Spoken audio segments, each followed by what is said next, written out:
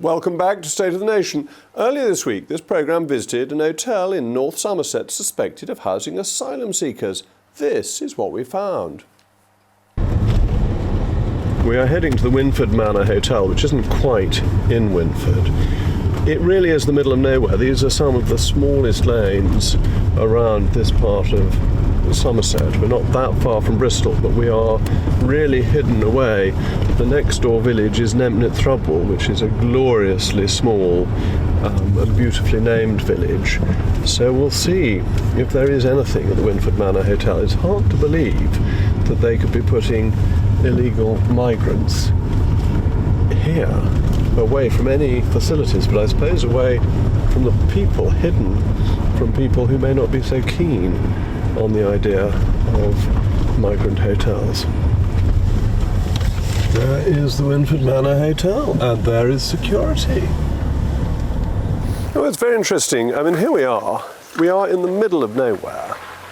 Winford Manor Hotel. There's a big padlock on it. There's a bar and a security fence. And it's all very strange what's going on here. Hello? Hello, sir? They don't want to talk to us. Hiding away in a little sentry box. He's taking his coat off inside it.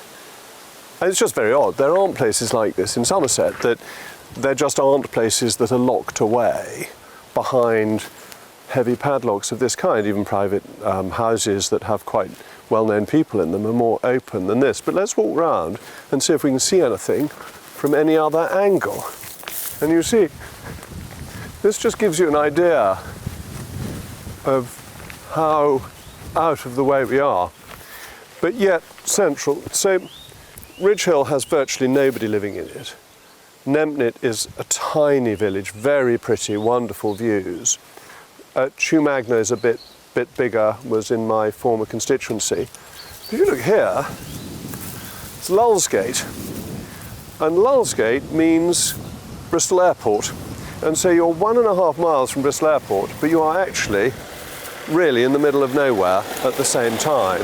And it seems perhaps a good place to hide illegal migrants in. But let's see if we can see any more by walking around.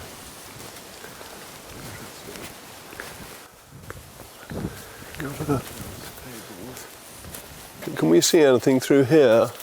There doesn't seem to be very many people about. Hello. Is this an illegal migrant place?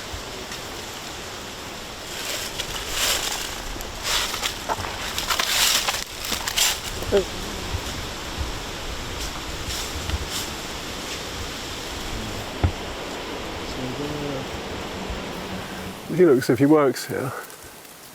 No one we've seen looks like somebody who's come over on a boat. No, how one would tell, but they've got security or they've got lanyards. It's like some James Bond demon thing. So here we are in the middle of nowhere in Somerset, hidden away at the Winford Manor Hotel. And lo and behold, there's lots of security who don't want to talk to us. And we've noticed some don't drop litter signs in English, in French, but also in Persian and Vietnamese. What can be going on here? Do you think all this way from Dover, 200 miles from the Channel, we've got illegal migrants here that the government's too ashamed to admit to? Well, we repeatedly tried to verify the use of the hotel with the Home Office, local councils and the agency provider. None has confirmed or denied the hotel's use, though the Home Office has given the following statement. Since taking office, we have taken immediate action to fix the asylum system and have started closing down hotels and returning more than 35,000 people with no right to be here. From over 400 asylum hotels opened in summer 2023, costing almost £9 million a day, there are now less than, it ought to be fewer than, the Home Office ought to learn better grammar, never mind, 210, and we want them all closed by the end of this Parliament. The security of the local communities within which hotels are located will always be our paramount concern. I also made efforts to speak to people inside the hotel grounds and made it clear we were filming. We used a long lens camera to capture visual evidence suggesting this was an asylum hotel which showed multilingual signage, visible security and avoidance of media engagement to protect privacy, we have blurred faces and not shown neighbouring properties, which interestingly seems to have been provided with secure entry systems, which has to be said are unusual in this part of the world. This is very much in the public interest. The public deserve to know who is living in their communities. These hotels are appearing in remote locations all over the country, and the authorities' unwillingness to be transparent about them means that it's left to us to do so. Have you had a random call lately from a strange number, maybe trying to sell you something or even scam you? If so, your info could be out there. That's because of data brokers, shady companies that scrape the internet for your personal details and sell them to marketers or even scammers. These days, scammers can even use AI to mimic your friends' voices and trick you into sending money. It's not just annoying, data brokers often target vulnerable people with high interest loans or sketchy offers. But there is a solution. Incogni, the sponsor of this video. Incogni contacts data brokers on your behalf and requests your info be deleted from their databases. And because your data can keep popping up, Incogni keeps sending removal requests to make sure it stays gone. They've just launched a new unlimited plan with custom removals. If you find your info on a weird website, just send them the link and their privacy team will work to get it taken down. Getting started is easy. Hit the link in the description, create your account and let Incogni handle the rest. It's risk-free for 30 days and you'll get 60% off an annual plan with the code GBNews. Take back control of your data with Incogni. Well, I'm joined now by a former Labour advisor, Paul Richards. Paul, thank you very much for joining me. Why is the Home Office so coy about where these hotels are? Don't people have a right to know who is coming into their community? Well, keeping the locations of these places confidential is a government policy that was pursued by the previous government. They introduced the hotels in the first place, and this government too. And I think it's pretty obvious why, isn't it, Jacob? It's because if they were widely known, there are agitators who would want to stir up trouble and cause perhaps violence and maybe even try and set fire to these hotels and would have a major public order issue. So, I mean, I think most communities know that there are these hotels in their communities, but not publishing their names online and drawing attention to them nationally, I think is the right approach from a public order point of view. Doesn't it actually have the opposite effect, that if you hide them away, then it makes it of interest to people like me to go and find them, that you create an interest because you're not trusting people and therefore there is a suspicion of what's going on and of where these hotels are. And actually, openness, sunlight, is the great disinfectant, and people would be reassured if they knew where things were. Well, the government is trying to close these hotels down, and there is a certain fluidity now where they are closing down at a fast rate. And I think one of the problems is that there's a lot of online misinformation. I read something the other day with a list of hotels, including in my own town, which was just simply not true. There were not anybody, no migrants being housed in these particular hotels being named. So I think it's best that we just, keep it confidential, keep it on the lowdown, because otherwise we're going to have demonstrations, we're going to have attacks, we're going to have all kinds of people, and we do know, don't we, there are people out there who seek to stir up trouble, and there are agents provocateurs and rabble rousers and so on. And I just think it would be foolish to have a sort of Home Office list published online that would create a focal point, Paul, until such time at the end of the Parliament when these hotels will be closed, which I think we can all agree is the right policy now. We'll wait and see about that, because actually there seems to be no success in getting the numbers down, record numbers over the last year. But hang on, the hotel, there's only about 200 now, there's 400 a few months ago. So actually the numbers are going down. But not of the numbers of people coming in. More people are coming in. But the small hotels boats are coming closing in vast numbers. But, sure. But my point is that they may simply be going into larger hotels, because this hotel, this rather lovely hotel set in 7.5 acres, only has a little over 30 rooms. I mean, it is not you would have thought exactly the place to put very large numbers of migrants because it's quite a small niche hotel. But aren't you making an argument for complete government secrecy on almost everything? And aren't people allowed to protest? Isn't that part of freedom of speech, that you're allowed to say, I don't approve of this policy being implemented in my community? And I was really interested to see the neighbouring houses had intercoms and electric gates, which in Somerset is not unprecedented. I confess I have electric gates myself, but they're pretty unusual, particularly in out-of-the-way places. So there's clearly a fear about the security of these places and therefore of the people who are in them, as was seen in the Bell Hotel.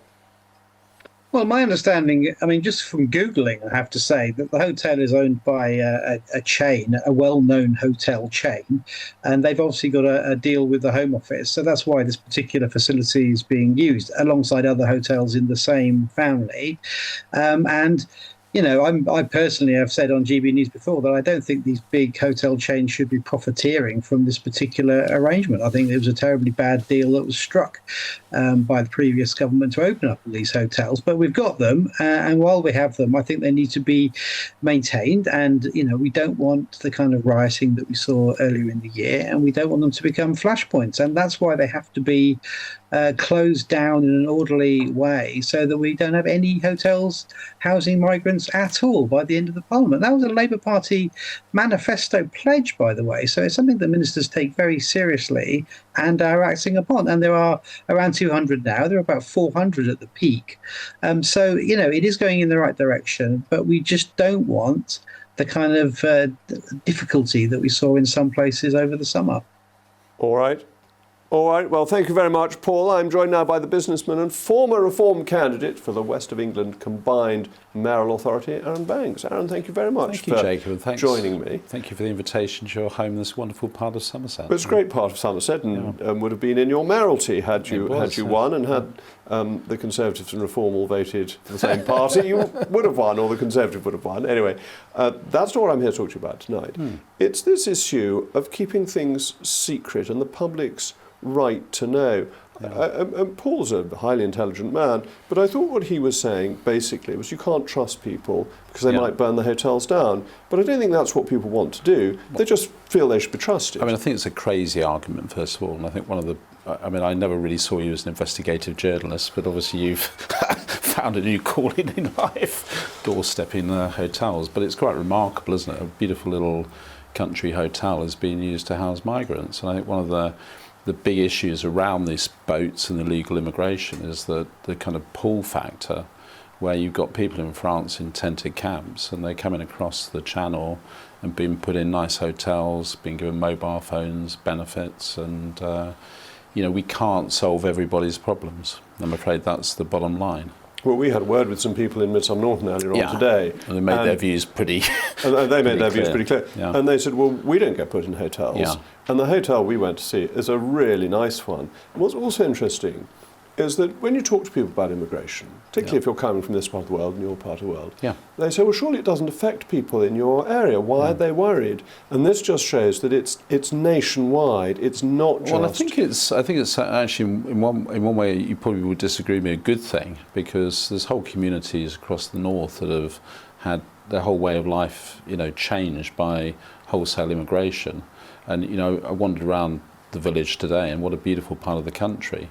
And it seems incredible that the government or the Home Office would put, you know, illegal immigrants in a beautiful hotel in Somerset, you know, in Somerset. And Reform had a big announcement yesterday about how it would deal with this. How quickly, realistically, could the hotels be closed and the camps be open? It's a matter of will, isn't it? I mean, during COVID, Nightingale hospitals were put up post-haste, I mean, very rapidly.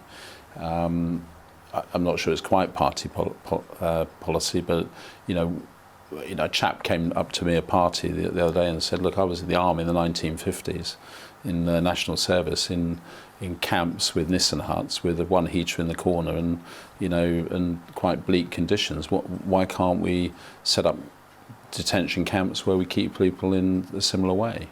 And I see no reason why that couldn't be done extremely quickly if the will's there to do it.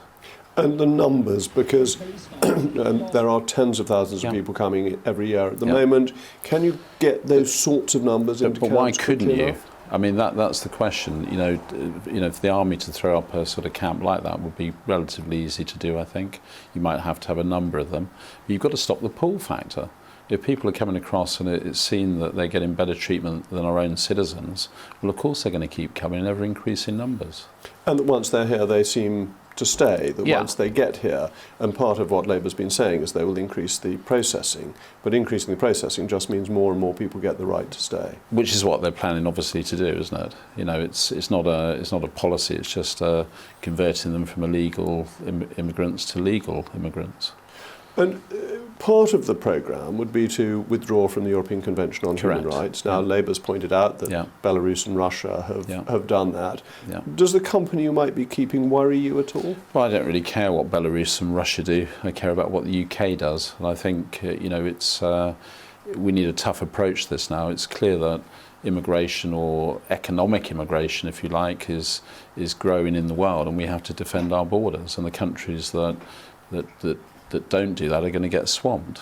I mean, I saw in the paper today there was a lot of outcry about sending people back to Afghanistan or the Taliban, and then it turns out Germany's doing the same sort of deal.